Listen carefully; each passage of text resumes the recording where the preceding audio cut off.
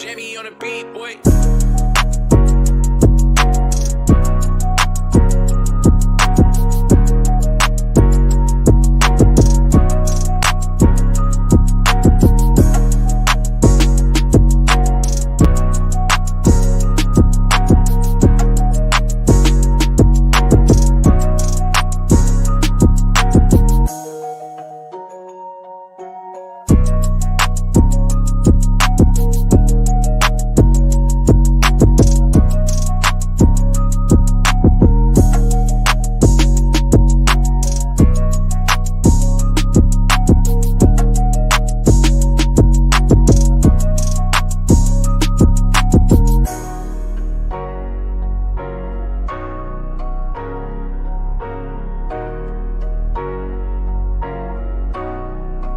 Jimmy on the beat, boy.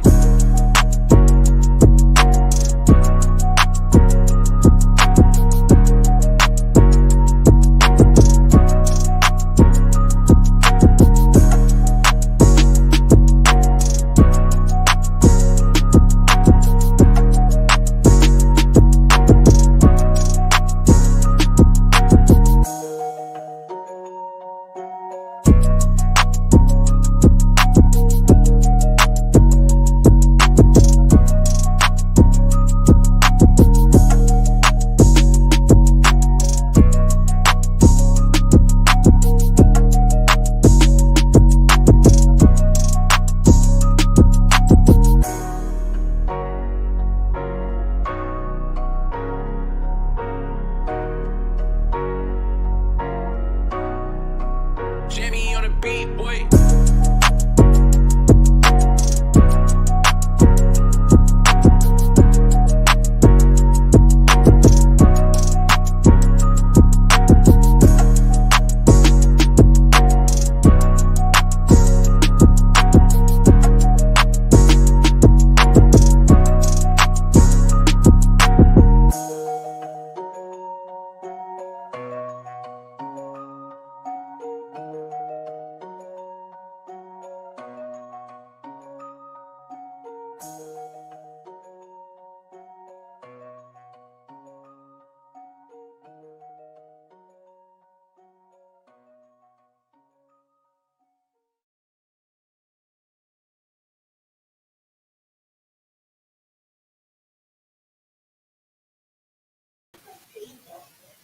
What's going on, everybody? Welcome to the GSN College Podcast. I'm your host, as always, John J. II, here with Cody Almasi.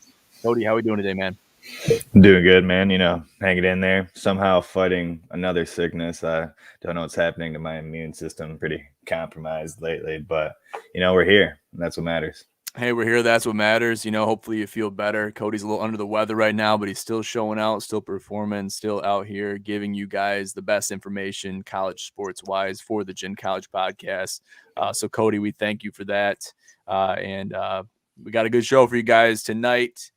Just a little precursor. This will be our only show of the week. We will not be on the show. We will not be having the live stream on Friday due to the holiday. That is Christmas Eve. So we're going to spend time with our families and do that. We'll get back to it next Monday. So just a little precursor there. We'll talk a little bit more about that at the end of the show. But as you guys all know, we are in the midst of bowl week right now. We're right in the thick of it. We're getting right into those, higher tiered bowl games. We're still in the lower tier, but we have football every single day, kind of alluding to what Cody said on Friday. We have football pretty much every single day going from now into the new year. So it's really exciting stuff, exciting time. And it's pretty much football overload for those of you guys that enjoy college football, which Cody and I both enjoy it very much. So hope you guys are enjoying these games, but there's a couple recap games that we want to talk about that happened over the weekend that we want to get into. One, namely, is Bailey Zappi with the Western Kentucky Hilltoppers as he broke some records in their win against Appalachian State. Cody, do you want to talk about that a little bit? Yeah, man. I think we were looking at this, and the line was pretty close. I think it was actually 2.5 in favor of Appalachian State when we had our show. And I told you Bailey Zappi was going to be trying to break those records. I didn't know. I thought he might tie Joe Burrow's record at 60. I didn't know he was going to throw 6 TDs, break the record of 62 and he also set the record for most passing yards by college quarterback in history as well. So collected some accolades that day, and can't say enough about what he did, the Hilltoppers, and their season. And they were close, like against the Roadrunners, UTSA, 2 times to having a lot different season, being 11 wins instead of 9. So yeah, this was a treat. It was back and forth, back and forth. Bailey Zappi versus Chase Bryce. That's the Appalachian State quarterback. And they were trading punches for a while there. It was a great way to kick off the bowl game slate that day. And yeah, Bailey Zappi finally took over and didn't look back. Pretty upset. I was trying to get in a bet right at 11 o'clock when this game kicked off for Western Kentucky to win by 19 to 24 points, and I couldn't get it in time, and they won by 21. So that hurts. Yeah, it hurts. I know what you mean. When you're trying to get that live bet in there, and it's just like either the odds won't work or the app won't work correctly. It's just like, geez, I just want to get my bet in there, get it placed, and I'm good to go. And then if it doesn't hit, I'm good that way. But then I'll really be sick if I wanted to place a bet and the software, the technology wouldn't allow me to do that, and then the bet winds up hitting. That's when it really hurts. So yeah, you got to give props. Take your hat off to Bailey Zappi and the Western Kentucky Hilltoppers in a great season, a great way to end their season, and a great performance. They had a great squad this year. And I don't know about you, Cody, but I never really heard about Western Kentucky until this year. So they really put themselves on the map as far as being a well-known team. Yeah, well, when you get a guy like Bailey Zappi, that's really going to make a difference. He came from, I think, Houston Baptist, so kind of brought that arm with him, and that kind of gameplay is going to attract viewers and attention because it's electric, as you've seen. Definitely, yeah, definitely turn some heads, and there'll be scouts looking at him, I think, at the next level, just to even take him on initially as a backup quarterback when he goes to the league, or whatever. What year is he in his tenure? I think he's going to be headed to the league this year. Is he? I don't think he's made it official yet, but everybody's project. I like EJ Manuel. He was the one calling the game. Old Florida State quarterback, and he was just raving on and on about his NFL capabilities. And like you said, not even have to bring him on as a starter right away, but just as somebody to sit back there and maybe absorb the talent of a veteran NFL quarterback and add that to his repertoire. And I just wanted to add a little note. I think the Hilltoppers might have been a little motivated playing for the people of Kentucky and the tornadoes that went through there and devastated that state last week. So a little added motivation and a good way to end a rough week for them. Yeah, definitely. We failed to mention that those people in those areas are very affected by the tornadoes that went through. A lot of people died, lost their lives, lost their homes. So we want to extend our prayers and our thoughts to the people of Tennessee and Kentucky, and down through that little area down there towards the southeast. So, that's a tough deal, especially with the holidays among us and things like that. So for Western Kentucky to get that win for not only their school, but also their state and their region is a big deal. They're fighting for a little bit more than just the football there. So impressive work there from the Hilltoppers. Moving on, though, let's talk about this Northern Illinois Huskies against the Coastal Carolina Chanticleers. Looked like Rocky Lombardi wanted to get it done. He went 20 for 33, 181 yards, 2 touchdowns. But, it just wasn't enough against Coastal Carolina. Grayson McCall got it done, 315 passing yards, 4 touchdowns, 22 for 30 through the air. This was a battle. This was a battle through and through. And there's a couple of controversial plays, but at the end of the day, Coastal Carolina came out on top. And you really can't find a much better matchup than this, I guess. What were your takeaways from this game? Yeah, not what I expected. I thought Coastal Carolina was gonna pull away a little bit more, but Rocky Lombardi, to his credit, exhibited a lot of toughness that night and trying to will the Huskies to a victory there. Just came down to the last couple minutes and some controversial calls, and then Grayson McCall just connecting with his explosive playmakers when it mattered the most in the end. And I alluded to it before because this came on right as we ended our show on Friday, and I said Grayson McCall, man, watch out for him, what he's done over the last couple of years, and I think he's coming back next year. And yeah, he'll have a dominant season next year if he does indeed come back. And The tail greeter Cure Bowl was his only loss of the season last year for him and the Chanticleers, losing to BYU and Zach Wilson in an absolutely amazing game. And he's put together 2 great Cure Bowls in his career here, 8 TDs, 718 yards total. So, I mean, I think that stat's a little wrong, but he's put up a lot of numbers. That's close enough. Yeah. Yeah, definitely. And for him to come back, Grayson McCall to come back and win this game, especially after losing it in the same bowl game last year against Zach Wilson, who's now in the NFL, that's a big win. That's a big comeback win, a big statement win for Coastal Carolina and the Chanticleers. And if he doesn't declare for the draft, I think it's a big integrity move to come back and really showcase your skills, because the draft, they're not going to forget about this year. They're not going to, scouts aren't going to forget about this year. They're going to know how he played. They're going to know about the numbers that he put up. And the 11-2 record, how they finished. They're not going to forget about Grayson McCall and the Chanticleers of Coastal Carolina. They're not going to forget about them. So keep an eye out for these guys. And you mentioned Zach Wilson coming out of BYU. There's, quarterbacks that come out of not so big colleges, not so well-known colleges, that turn out to be the best sometimes. Those are the diamonds in the rough. That are often overlooked when you're looking at them from this perspective. But once they get to the next level, they're all NFL teams. There's no difference. There's no strength and schedule changes. You're all in the NFL, so that's a pretty even playing field. You can make it to that level and play to the highest level of your ability with your peers and with people around you that are also playing at the highest level. Then that's really all that matters. So a lot to be said about that. So good stuff. I guess the jury's still out on Zach Wilson there too, because his start's been a little bit tumultuous, to say the least, in New York. Yeah. We kind of got to cut New York some slack. I talked about this a little bit last night. How you got to put New York, the Lions, the Jaguars, and even the Texans in the same category. They're struggling. They're rebuilding. They're trying to figure it out.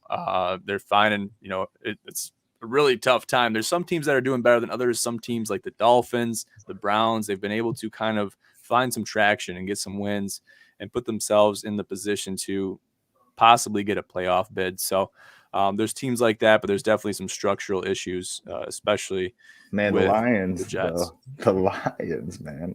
I'd much rather be the Lions than the Jets for one, but that was incredible yesterday what they did to the Cardinals. I know the Cardinals are not a bad team. Cardinals are not a bad team at all. To see them win that game so dominantly.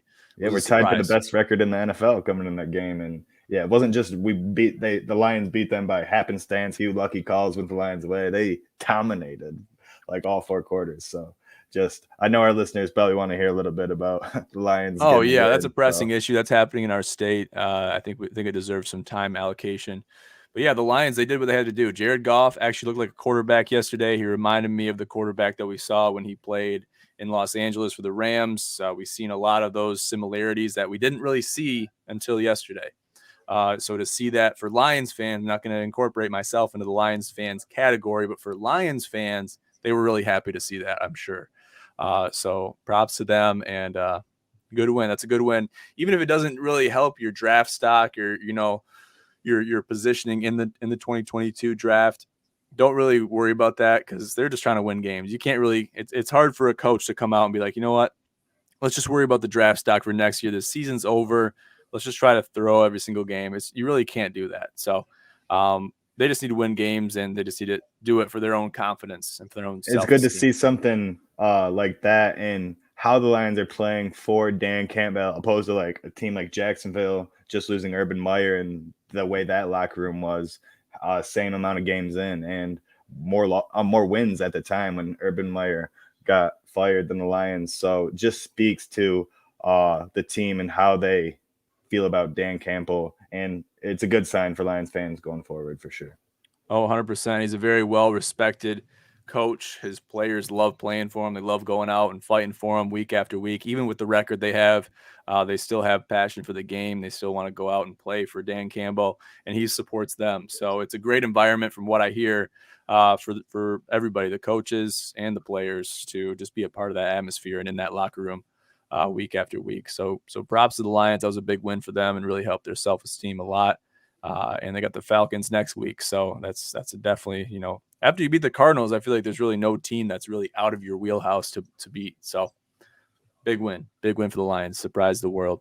Let's move on a little bit. Let's talk about the Utah State Aggies as they face the Oregon State Beavers. I believe you had a parlay in this game, Cody. You want to tell us about that a little bit? Yeah, it took a same game parlay for Utah State to win and for the under to hit.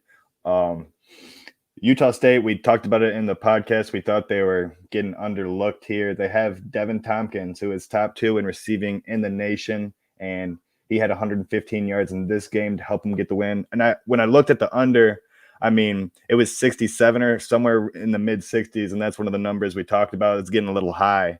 And I went and looked at all these teams scoring against other teams throughout the year, and I just thought that Utah State, I thought they might score a little more, but I thought they were going to hold Oregon State, and it came through and made a little money.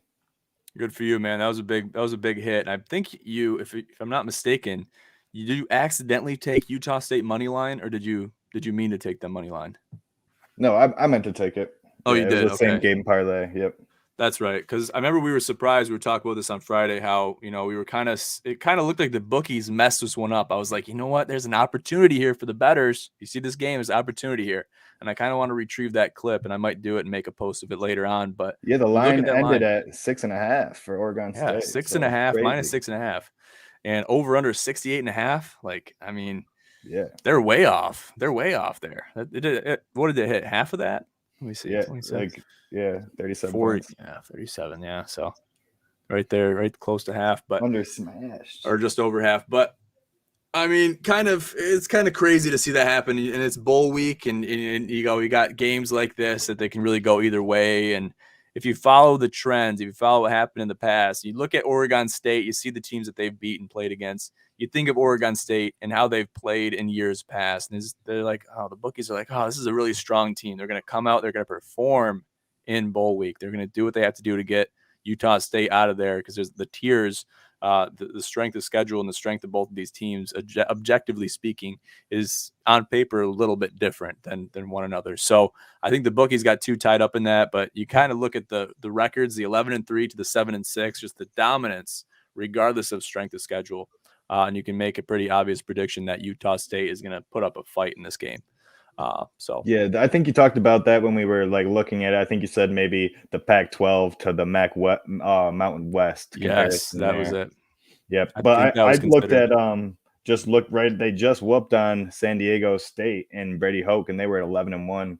And I looked at that game. I think Utah State scored around 40, but then held San Diego State to under 20. So I kind of looked at that as a model too for the over/under. Yeah. Great way to do your homework there. Look at some other games, look at some stats and some features that maybe the bookies aren't looking at. Find those grooves where you can be like, okay, I can sneak my way in there and find an opportunity to give myself the best odds possible. And that's one of the biggest things in sports betting, sports handicapping, is finding those opportunities where they can be seized. And if you can have an opportunity where you have really good odds, then that's all the better. What do you remember what odds you got on that same game parlay? I think it was plus 600. I want to say I bet 20 and I made 140. So maybe plus 700. Yeah, something like that. 600-700. That's pretty good. But yeah, anything over, anything when you're plus whatever, it's good odds. The odds are in your favor at that point. So if you can find a way to capitalize on those odds, then you're going to find yourself with some money in your pocket if you choose the right team. So big stuff there. Moving on. Bet I made was a parlay I put together, a couple bowls, almost all of them. UAB kind of messed it up, but it got blown away right out the gate because our boy Deion Sanders and Jackson State dropped the bomb against South Carolina State, taking that L. And 11-1, Jackson State coming into this, and Deion Sanders just landing that big recruit. I don't really want to talk too much about the game. It's FCS, but just I couldn't believe Deion Sanders. We just talked about him getting that recruit, number 2 in the recruiting class next year. And then they're 11-1. And I think South Carolina State was 6-6. And South Carolina State trolls Deion Sanders. They beat up on Jacksonville State, and they do Prime's dance on him. So Jacksonville State got kind of clowned right off the rip. The Celebration Cricket Bowl was that. But it might be hard to find on the ESPN app because Yeah, I the can't even ESPN find app it. I was looking for they it. don't have much love for the FCS, even though it's They Deion don't. Sanders. You'd think they'd have more love for Coach Prime, though. For Coach Prime, with everything he's done in the world of sports, show him some love and support his team, right? No, they're like, nah, FCS. We don't have room for that on our site. That's okay. They're like, he got a day or two with the recruiting trail news lines. He's good. Yeah. Well, he's in all those Aflac commercials too with Saban. Man's got so much money. It's like, come on, give this guy a game cast on ESPN. Just wait. We'll have a Gin cast at some point. We'll have our own website with our own statistics, our own news, our own videos, everything. So just wait for that. Cannot wait. It'll be a sight to see. Something I want to talk about here before we kind of get into a couple more games before we sign off here. We're going to keep it somewhat short and sweet today before we say our goodbyes for the holiday. Something I want to kind of bounce off the audience and bounce off everybody is this image right here that I saw. It looks like it's in a gift shop. It looks like it's somewhere where there's there's something being sold. 'Cause I see some Michigan paraphernalia here. Obviously, this is a Michigan State helmet. And it's signed by the one and only Peyton Thorne. And look at this caption right here on the screen. It says, "My leg was down, 37-33."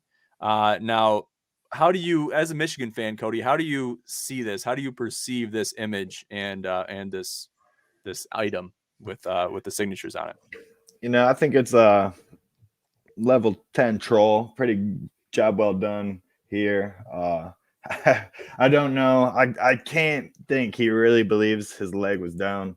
But hey, man, if it was, he got away with it, and it's all good.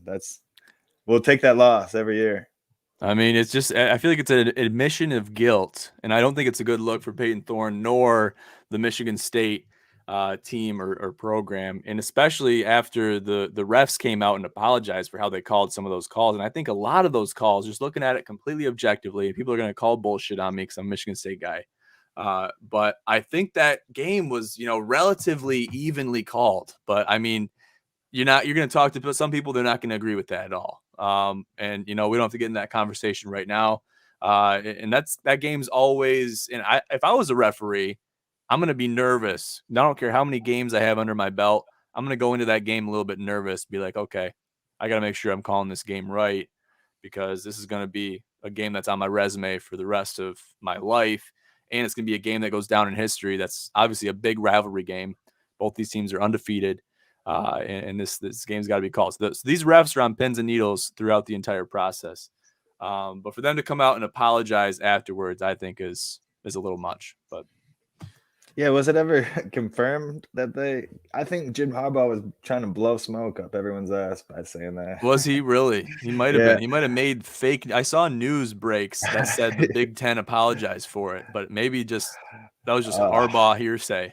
Yeah, I remember trying to dig into it a little bit, and I don't remember ever seeing like solid concrete anything from Big Ten officials, but everybody was just blown out of proportion, using it for fuel against one another. And I'm just excited for next year already. I can't wait till you guys come to Ann Arbor. Well, yeah, and I went to Frankenmuth the other day, and I saw a guy who's wearing a Michigan hat, big beanie. He's like, oh, I said, hey. He's like, go blue. I was like, go green. And he goes, he's like, oh yeah. He's like, oh, we're in the Big Ten or the college football playoff. And I'm like, oh, we beat you guys, and that's just like back and forth.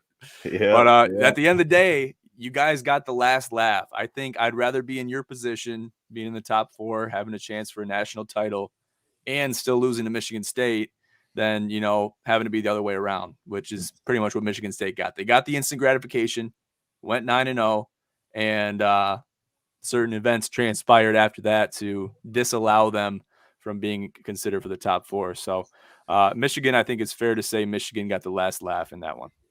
Definitely. I did at the time after the game, didn't think it was going to play out this way, but like I said, I'd take it again, even though I'd go through the pain again. If you knew what the outcome was. Definitely. I was that day so mad I'm like, well, maybe, it'll be okay. I tell myself things will be okay. We could win out, but I thought it was just all some delusional stuff, but here we are. Oh my God. I felt for you that day too. Cause for the longest time, I mean, you saw where that game was going. I'm like, sheesh, like this game is not looking good for State fans. Like this is not looking good for us. Like this is this is going to ruin my day. And I'm in Mexico. So I'm like, this ruins my day. This is a bad place to get my day ruined at, So, but I don't know. I know that feeling of, being down and going into it and be like, oh man, we might lose this game. And then just the hatred for the other side after that. And just after it's said and done. Then all the God. negative thoughts like, oh man, we're getting smoked by Ohio State. Just all that kind of stuff too. I never could have. Right. Because you don't have that room to that. lose. You don't have that room to lose against teams like that down the road. One game. Yeah, you're out. Even Penn State, that was one game away from Eric All having that breakaway touchdown and diving over the pylon from us winning 21-17. Penn State gave us a run for our money that day. So they did. They played well. Jeez. Yep. I mean, they made it to the end, though. They did what they had to do to make it to the finals. And now we'll see how they play against Georgia. It's going to be a battle. Let's talk about the future a little bit, because I think we're gonna have a little bit. We're gonna come back to this. There's obviously other bowl games going on this week, but we want to take the precedent and kind of bring it into the forefront right here, right now, before we get into the thick of it, which will be next week. Next Monday, we'll be really knocking on the door of the BCS games. So tell me, Cody, how do you think Michigan will fare going against a team like Georgia, seeing how they performed against Alabama, and also considering how much time is in between their last game, which was against Iowa for the Big Ten championship? There's a lot of time in between then and, a couple weeks from now. So how are we considering that in the locker room, Jim Harbaugh, even, you're watching film, you're watching different things, formations, plays, you're studying a lot of stuff, but you're not seeing the field. You're not getting a lot of hitting. There's no popping going on. What do you think is going through Michigan's head, and what do you think they have to do to get the dub? You just hope that they stay focused. They don't get complacent, beating Ohio State, finally becoming Big Ten championships, even making it to the game. And I think they're looking at this 8-point spread. It's moving a little bit, but they're looking at this more than a touchdown spread. And I hope they're getting pissed off and using it as fuel. Aiden Hutchinson's rallying those boys and not letting them get stagnant there in this long extended break, because in the last couple of years under Jim Harbaugh, bowl games haven't really been a strong suit of his. So you hope you don't see anything like that. The way Georgia played against Alabama gives you some hope. I'm not sure if they're going to give JT Daniels a look over this extended month. It's going to come down who can protect the quarterback better and which quarterback makes less mistakes, with the great running game on Michigan's side, a good running game on Georgia's side, and both have amazing defenses. I think whoever's throwing the ball is really going to determine this game, who can play a cleaner game, Stetson Bennett or Cade McNamara. Yeah, great point. Great point. And that's a great question that you pose. Is Georgia going to go with Stetson Bennett or JT Daniels? I think seeing how Stetson Bennett underperformed against Alabama, couldn't really get the ball in the end zone when they wanted it to, when they needed to. That definitely brings JT Daniels into the conversation as far as possible candidates for the starting quarterback spot, or even to play most of the game. So that has to be considered as well. You got to think about all those things. But there's a lot to consider when looking forward to this game. It's going to be a big game, and obviously it's a semifinal format. So you win, you move on. If you lose, you go home. So yeah, I think Michigan is going to be forced to they're going to probably call a couple trick plays. I think they might be able to catch Georgia on them, but they're going to have Hassan Haskins isn't going to be able to do what he did against Iowa. They're not going to be able to just run the ball down the throat of the Georgia Bulldogs defense. They got some big dudes that swallowed it up. But if you can get a little bit of a tempo going, make them substitute those big guys, catch them like MSU did to us kind of a little bit. You guys are running that tempo, throwing off our substitutions, not letting us sub guys in, and it was really throwing us off. If we can do that, that'll be huge for opening up their defense. But it's not going to be easy to just run the ball down their throats like we did against Ohio State or Iowa. Yeah, definitely. You gotta attack it a little bit differently than you would an Iowa or any other Big Ten team, really, because you're playing cross-conference play. These teams, the SEC, they don't play around. Football is their bread and butter. So considering the difference in mentality between conferences, seeing that teams play differently, different formations, different coaching styles, things like that. Once all those things are considered, I think, if they attack it well and they know what they're getting themselves into, they'll do a good job. And they did what they had to do to get to this point. So it's up to them to not disappoint the people that are pulling for them. So it's going to come down to that. We can speculate a lot more. I'm sure a lot of stuff will break going into the week of, but we'll just have to hope and look forward to it. One last thing I wanted to talk about that was actually breaking news that kind of came out sometime this week. It wasn't really confirmed when it came out, but some NIL stuff. And I don't know, you might have heard about this, the Cade McNamara Tom Brady NIL deal. I believe it's for around $1 million, but Brady is coming out with his own brand, bradybrand.com, launching January 12th, 2022. He has a sign up, an email field here on his website for early access to the site. And he's kind of basically, everyone's calling him the GOAT. Everyone's always called him the GOAT, right? He's a Michigan alum. And Jordan was also called the GOAT of basketball. So since Brady's the GOAT of football, might as well have a brand, right? Brady kind of has a nice little ring to it, has the trademark next to it. What do you think about this NIL deal, and how do you think this will benefit different candidates? I'm sure he will sponsor other athletes within the college, landscape, the college athletics scene.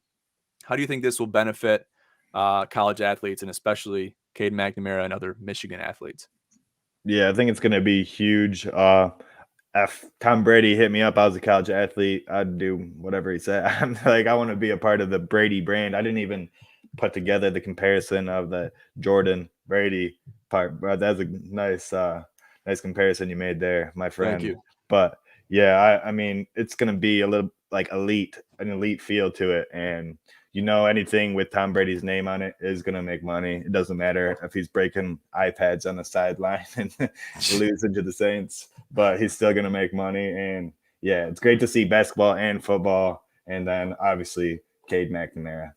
Yeah, definitely. It is good to see, and to see what they're going to do with those NIL profits and proceeds, to see how they're going to benefit themselves and their community. And we've seen JJ McCarthy, another Michigan guy, which I'm sure will get signed as well, especially once Cade leaves and goes to the league. I can see JJ taking into Cade's footsteps and really getting that same NIL opportunity that Brady has offered him, especially being a Michigan guy and things like that. But absolute piss poor performance against the Saints yesterday. What the hell was that? Are you shitting me? Yeah, I had the Bucks D on my fantasy, so I guess held them to 9. But yeah, if you had any Bucks players, that's a little disappointing. 0 points, can't put anything on the board. That's a little disheartening. Well, I totally gave up my fantasy team, so I think I have like 5 players on, they're either out on IR, they're like on my roster just because I'm so pissed off. Just want whoever I'm playing just to run it up against me. Yeah. I'm in the toilet bowl right now. So let's just consider that as a very real possibility that we found ourselves in. How have you been playing? Are you in the playoffs? Yeah, on my other league here, I'm in the semis right now. I'm up 86 to 65. But he has Kirk Cousins and the point monster Cooper Kupp, and I just have Rashad Penny. So I could be good, but who knows? I hope Rashad Penny, he went off last week, so it'd help me if he could do that again. But trying Maybe to win that Kirk money. can throw some picks for you and drop the ball. Cooper Kupp, though, man, he's a point scoring legend. Yep, he's a point monster. Yep, you got to watch out for him. So that'll be a close one. Go down to the wire. But yeah, fantasy's starting to wrap up, guys. We, the Gen Fantasy League is getting down to the wire. Once we have those finalists in the semis figured out, we're going to do a special podcast for the fantasy podcast on that. So stay tuned for that. But we'll start to wrap it up here for the GCP. Cody, do you got any final words before we sign off for the holiday? Yeah, I wanted to ask this question. I just thought about it over the weekend. So Okay. We have all this COVID stuff going on in the NFL. Like we have games being played right now because of it, like before the normal Monday night slot. And then there's a game on tomorrow as well. How come COVID really didn't affect the college landscape at all, or seems to be messing with any of these bowl games? But the pro landscape is getting so affected by it. I'm not sure where that disconnect is. I think it's something within the NCAA and having vaccine mandates in place. I think that they have a little bit more of a hold on that. But still, you're having teams play from different areas of the United States, of the continental U.S., and you're having them kind of come into contact with each other, because a lot of this stuff has been coming into the conversation, especially with all the regulations coming down on the NFL and different athletes that are not able to clear protocols for COVID. You look at Kevin Stefanski was, for the second week in a row, was not able to clear COVID protocols. So you're seeing this happen, especially now more than ever, especially with Omicron, the new variant coming out, Delta still running rampant. And then whatever the first strain of COVID, I'm sure that's still out there in the ether as well. But that's a great question. Maybe the people can help us answer that one probably later on, since we're wrapping it up. But yeah, help us answer that one out, and I'll do some research myself. But that's a great question. Why is it not affecting the college landscape? My short answer would be is because these colleges, the NCAA, has certain vaccine mandates in place where they can have a little bit more peace of mind with, the athletes playing each other, with, all the stuff going on and the contact and all that stuff. But it's a great question, because it's really coming down hard on the NFL. It's affecting the NFL. Tons of players are not able to clear protocols, and they're sitting out, and they have to, and these rosters are feeling it. And some of these teams, Nick really Mullins is quarterbacking for the Cleveland Browns. Unreal. That just speaks to it. That's a third stringer, right? Yeah. Yep. Sheesh. Who's the second stringer? Who is it? It's Cade something, right? Yeah, I'm not sure. I had his name earlier, but it's escaped me. Irrelevant. It is definitely irrelevant. Hey, college is our forte, guys. We know as much as we can about NFL. We also know quite a bit about NFL, but we're going to share the college expertise here on the Gen College podcast. But good deal. Yeah, great questions to have going into the rest of the week. Why is COVID, affecting the NFL a lot more than college? It's not really affecting them as much. Is something going on within the NFL? Is there, different vaccine mandates that aren't a thing within the NFL? Is that a thing? Because I don't think vaccine mandates are a thing in the NFL. I don't think they've mandated them. Roger Goodell did not mandate the COVID-19 vaccine, which could have something to do with it. But we'll look into that one more and get some more news on that one, because that's a great question to pose. But yeah, you got any final statements, Cody, before we sign off? Tomorrow, the bowl game between UTSA and San Diego State. Look at that line and do some research. There is some money to be made in the betting world there. I think there is. So I will post something on my story as well with which way I'm leaning. Good stuff. Yeah, we'll be looking forward to the bets coming out going into the rest of the bowl season.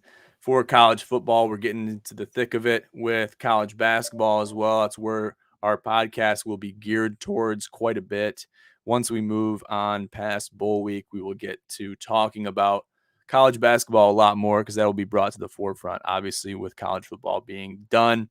So look forward to that, as well as the Bet with Gin revamp of our new betting packages that are coming out the first of the year in our revamped website. The Gin Sports Network website is coming out and will be showcased on the first of the year, so look out for that.